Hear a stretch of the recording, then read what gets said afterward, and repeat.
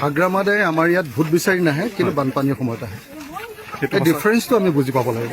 সঁচা কথা যে আমাৰ অন্তৰৰ যিটো টান, যে যেতিয়াই মানুহ বিপদত পৰিছে আপাৰ আছামত BTCৰ পৰা তেখেত আহি উপস্থিত হৈছেহি।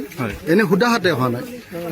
10,000খন বিচনা চাদৰ লৈ আহিছে, 10,000খন আঁঠুৱা লৈ আহিছে, 10,000টা মানে আপোনাৰ ফেনাইলৰ বটল লৈ আহিছে, 10,000টা ব্লিচিঙৰ পেকেট লৈ আহিছে।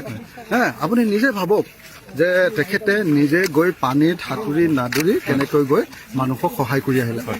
তাৰ পাছত আকৌ তেখেতে দুটা কথা দি গৈছে যে ইয়াৰ 2খন বা 3খন গাঁও ৰিহেবিলিটেট কৰি দিব, 1 নম্বৰ। আৰু 2 নম্বৰ কথা দিছে যে মলীয়াভেটাৰ যিটো মথাউৰি, সেই মথাউৰিটো 13 কিলোমিটাৰ তেখেতে বন্ধাবৰ কাৰণে চৰকাৰৰ লগত ব্যৱস্থা কৰি দিব।